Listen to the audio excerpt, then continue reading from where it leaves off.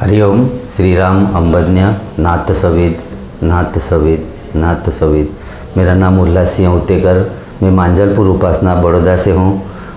मैं बापू परिवार में जब 2012 से बापू के शरण में आया। बापू के पास आने से पहले मुझे कुछ चीज़ का कुछ इतना एक्सपीरियंस ही नहीं था। मैं कभी किसी चीज़ में मानता नहीं था, लेकिन जब बापू का पहली बार मैंने गुण संकीर्तन जो श्रीकांत सिंह राजे जो उन्होंने गुण संकीर्तन हमारे यहाँ पे आके करने के बाद वो बापू की जो मुझे माहिती मिली, उसके बाद में मैं बापू को बहुत ही ऐसा उत्सुक हो गया कि बापू के शरण में या बापू के भक्ति में जाऊँ। और उसी समय में बापू के शरण में गया। जो मैं बापू के साथ जुड़ा तो धीरे धीरे बापू के साथ इतना मैं लय हो गया कि मुझे बापू के सिवा कुछ और दिखता ही नहीं है। इसी तरह अभी हमारे यहाँ का जो बिल्डिंग का एक अनुभव है मेरा कि हमारी जो फ्लैट है, जो फ्लैट में क्या है कि रिनोवेशन का जो काम बहुत टाइम से चल रहा था, सब गिरने जैसा हो गया। तो हम लोग ने एक बिल्डर से बात करी थी कि भाई हमारे को ये मकान जो है पुराना तोड़ के हमको नया बांध के दो, जो भी हम डिफरेंस हमको देना है हम लोग देने के लिए तैयार है, लेकिन हमें इसमें से अच्छा बना के दो। तो यहाँ पे एक जो बिल्डर हमारे जो पहले भी जिसने बिल्डिंग जो बनाया है वही बिल्डर उसके लिए तैयार हो गया। उसने वो मकान की जो शुरुआत की, सबको फॉर्म भर के दिया। उसके बाद में सबने अपना अपना मकान शिफ्ट करने के लिए ढूंढने में रहे। मेरा जॉब इतना ये था कि मैं सुबह में जाऊंगा तो रात को सीधा आता था।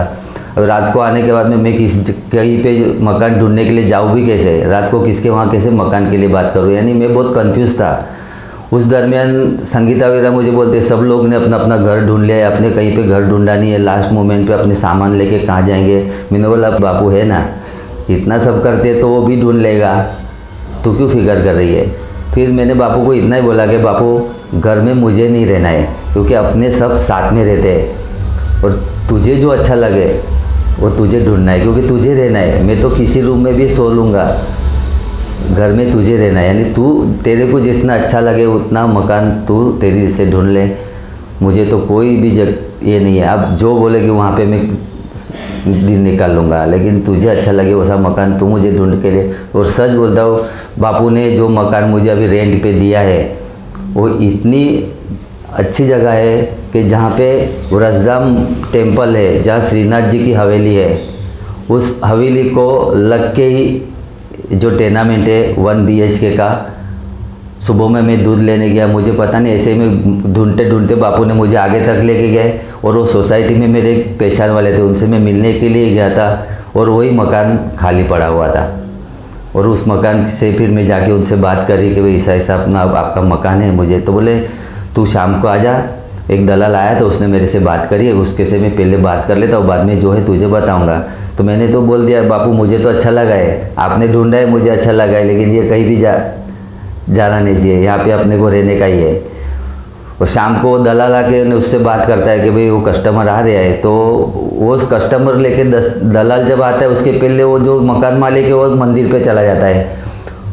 ये बापू की सब ये है लीला। वो मंदिर पे जाता है, मंदिर से आने के लिए उसको इतना लेट हो जाता है, तो दलाल वो कस्टमर को लेके खड़ा रह के कंटाल के चला जाता है।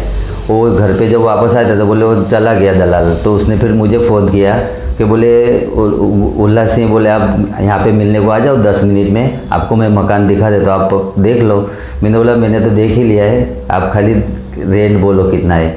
तो बोले मेरे यहाँ पे 7,000 का रेंट है। बोला चलेगा, क्योंकि बापू ने चॉइस किया है तो मुझे तो सब जगह पे एग्री होना है, क्योंकि उसको रहना है, उसके साथ मुझे ही रहना है। कोई जात की आर्ग्यूमेंट नहीं, कुछ नहीं, उसके साथ सब डील हो गई, मकान में रहना है। आज वो जो मकान में रहता है, सुबह में जो श्री कृष्ण को जगाते हैं उस समय जो वांसड़ी वादन होता है ना, सचमुच बापू के याद आ जाती है। यानी इस तरह से ऐसा बापू ने जो खाली इतना ही किया कि भाई मुझे रहना नहीं है बापू, तुझे ही रहना है। और इतने कहने से जो बापू ने मुझे ऐसा इतना अच्छा घर दिलवाया है कि उसके लिए मैं बापू को अंबज्ञ बोलता हूँ। और ऐसे अनुभव बापू के हर बार हमारे को होते ही रहते हैं। और बापू सच में मैं अंबज्ञ हूँ। नाथ सवेद नाथ सवेद।